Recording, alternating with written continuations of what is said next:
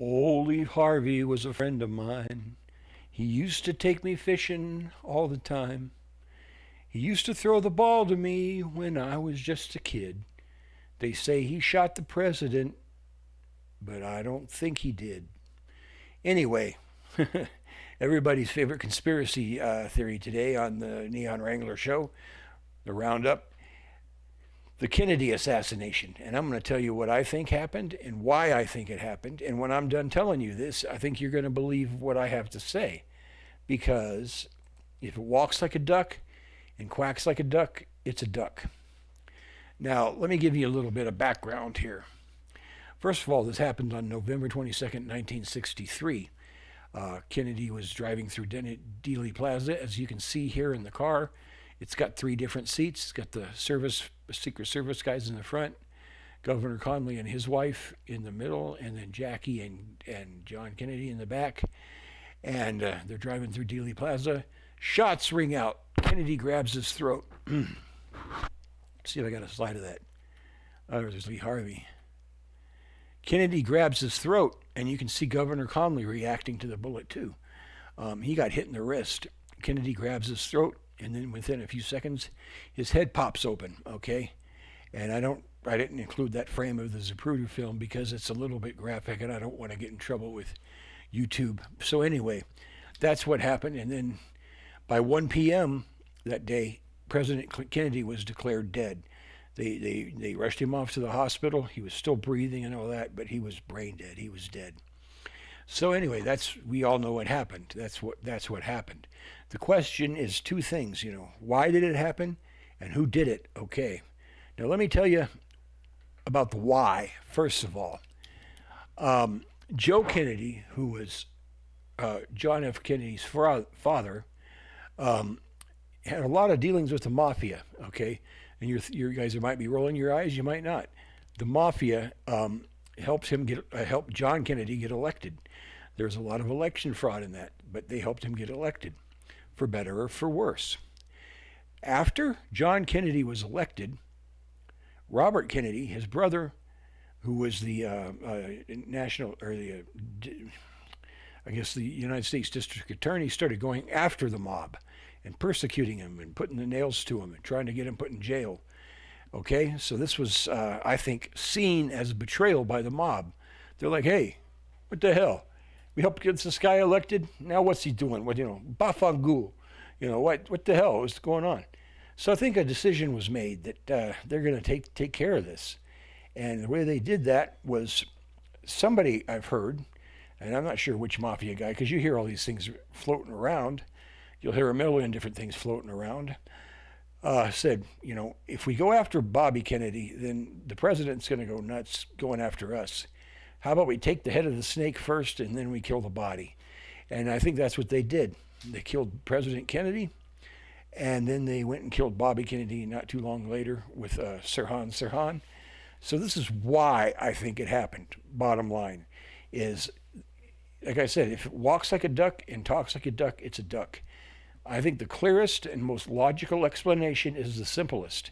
What do they call that? Occam's razor. This might not be an appropriate exact interpretation of Occam's razor, but Occam's razor says, all things being equal, the simplest explanation is most likely the correct one. And I think this is the simplest explanation because we know this is fact. John Kennedy was elected. Bobby Kennedy went after the mob. Those things did happen. And then this is I believe the result of that. Now you say, well, even simpler explanation could be one lone gunman who had a grudge went after the president and got him. That's possible too, okay? Or it could be there's multiple people on there, and that's what we'll get into that in a little bit. But that's what I think happened, is that they took him out that way. I believe Lee Harvey Oswald was like he said, a patsy and a hired gun. Now, a lot of people will complain about Lee Harvey, 2 things, that he wasn't that good of a shot and that the Garcano rifle he used was not accurate. Well, Oswald was in the Marines, and he was a Marine sharpshooter, and he had made the same shot. The shot was only 250 feet. It was not a long distance shot. He had made that same shot in the Marines while he was qualifying at 96%. Twice that, I shouldn't even say the same shot, twice that distance at 96%. So whatever, he had the skill to do this. Now, as far as the Carcano goes, an older weapon or whatever, an unreliable weapon, a inaccurate weapon, I don't know. It could have been modified. It could have been, who the hell knows? But he ordered it under a pseudonym that he used, and nobody questioned that. And he ordered a pistol too. So the shots rang out in Dealey Plaza, killing the president. And by this time, Lee Harvey Oswald left the book depository, his sniper's nest. The guard let him go because he recognized Lee Harvey as an employee there. Lee Harvey went and on his way out, not out of the book depository, but he went wandering around the streets, and he ended up killing an officer, a police officer, and then hiding in a theater where two other police officers came in and apprehended him. Okay? Why would he kill a police officer? If he was completely innocent or had nothing to do with this or whatever, or if he was trying to lay low, if this was supposed to be some kind of a quiet conspiracy or whatever, why did he shoot this cop? I think he was hired to shoot the cop. I think he was hired to draw attention to himself. Okay? And, or whatever it was going to take. So anyway, we're not going to know for sure because Lee Harvey Oswald was assassinated by Jack Ruby, who was a known mafia associate. Jack Ruby wasn't quite a made guy in the mafia. He wasn't really a mafia guy, but he was a mafia wannabe. And I'm sure the mafia gave him the call that said, take out Lee Harvey before he says anything, and Jack Ruby did. Jack Ruby spent the rest of his life in jail, didn't say a damn thing, but I guess he served the mafia. He ran several strip clubs for the mafia, and it was quite the thing there. But so anyway, like I said, Lee Harvey was completely capable of making that shot. Now, if you ever watch the Kevin Costner movie or see some of the other ones, they say, oh, Kennedy's head went back and to the left, or was he back and to the left, okay? That means he was hitting the front of his skull. No, I don't think so. I think he was hitting the throat first, and then the other bullet entered the back of his head and exploded the front part of his head. Now, when a bullet goes in, it generally goes in as a small hole, and then these things expand and they come out. So if you have all the ballistic energy, all the kinetic energy coming out of the front of your head, all the front of your right side of your head's going to go back and to the left, okay? I think that's what happened. You got hit back in the back of the head that second time, even though that first shot probably would have been enough to kill him. And it broke Governor Connolly's wrist. So this is what I think happened with the ballistics there.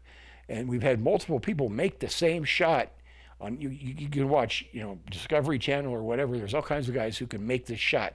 It's only 250 feet. Remember that, guys. It was not miles away. It was not 100 yards away. It was a shot made at 250 feet. 3 shots in however many seconds at 250 feet is not that. It's not that difficult for a guy that knows what he's doing. Okay, and I believe that's the explanation for the ballistics. If you have an explosion coming out of here, it's going to push your head the other way. Okay, there's nothing that says that a bullet coming in this way is going to blow up here, and then a small hole's going to come out the back of your head. No, it's going to be a small hole in and a big hole out, and that's what happened. Third shot missed. By the time they got him to the hospital, he was breathing, but he was dead. I mean, brain dead. So you also see things about how this could not have happened because this magic bullet that floated around and broke Governor Connolly's wrist. That was a misconception about the car. A lot of times when you see that, they actually have the car with only 2 seats.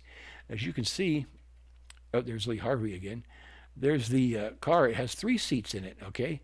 You can see where Governor Connolly's positioned. You can see where Kennedy's positioned. Let's go back here. And you can see where,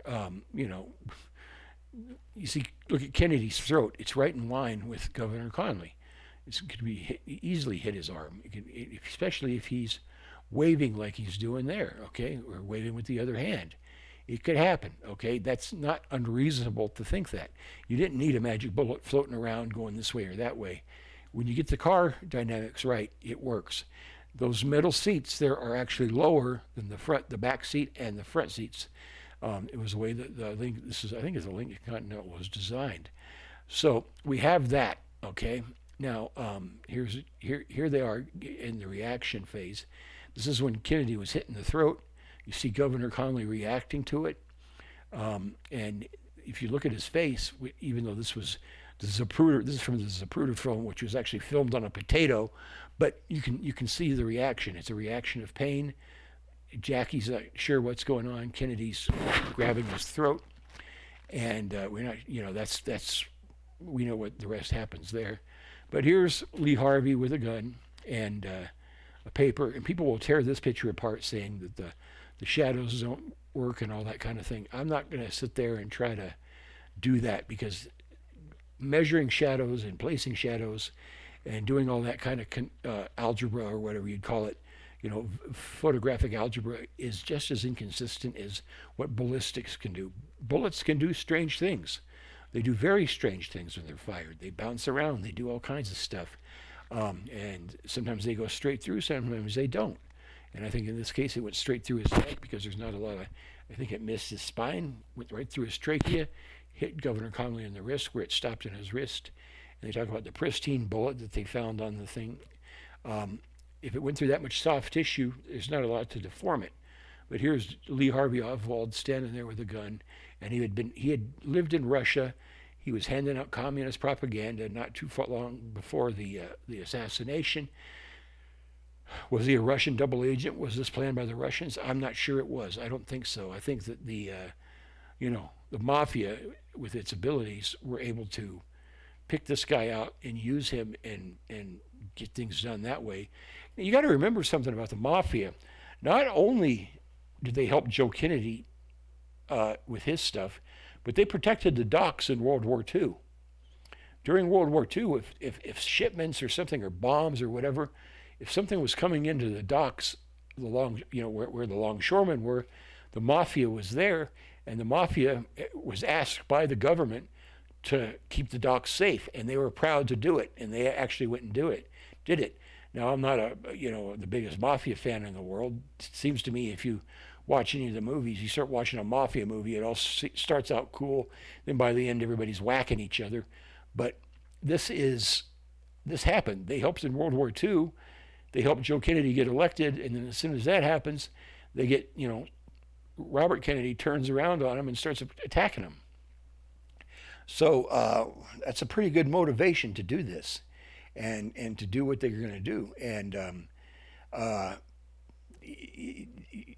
they don't operate in a vacuum. They don't. I'm sure they don't. They had newspapermen. They had all that kind of thing. They kept this from being an international incident. So this is what it was. Some of the other conspiracy theories you'll hear, and I've heard all kinds of things. One of them was the assassin that was on the grassy knoll was a Frenchman that used exploding bullets that took his head off. You see the pictures of the badge man on the grassy knoll. There's all kinds of stuff that you can extrapolate from that. I don't think any of them were actually there, okay? Eyewitness testimony is questionable at best. Dealey Plaza is a almost closed-in area. There's going to be echoes. There's, from when gunshots are being fired. There's going to be ricochets too. One of the missed bullets hit the curb and went flying. Okay, and somebody saw it, I guess. And but so there was a missed bullet, and people are in a panic. People aren't sure what they're seeing, and they're not sure what they're hearing. They're not even sure what's going on. They don't know. Like here we are all these years later, that this was an assassination attempt. They're just hearing shots ring out, and they're not sure who, what, when, where, how, or why.